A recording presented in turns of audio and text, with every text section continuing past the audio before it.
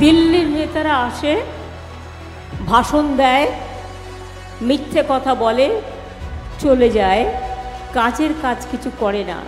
আর আমরা যদি বলি এটা আমরা করব, আমরা সেটা করে দেখাই, কারণ কথা রাখাটাই আমাদের কাজ। নরেন্দ্র মোদীর সরকারকে আর আনবেন না দয়া করে। সন্দেশখালি নিয়ে ভালো নাটক তৈরি করেছিলেন, আসল তথ্য ফাঁস হয়ে গেছে। আমি অনেক দিন ধরেই আপনাদের বলছিলাম এটা পরিকল্পনা এবং বিজেপির তৈরি করা নাটক। যিনি সন্দেশখালি নিয়ে বড় বড় সন্দেশ দেন, কই রাজ্যপালের ব্যাপারে একটা সন্দেশ তো দিলেন না। এবার মোদিবাবুদের রেজাল্ট খারাপ হবে এবং ওরা পগার পার হবে, এবং ওরা যত ইলেকশন আসছে তত ভয় দেখাচ্ছে।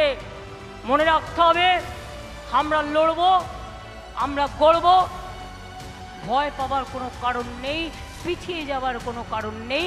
আমরা বাঘের বাচ্চার মতো লড়াই করি। এটাই মাটিটা আমাদের বাংলার মাটি।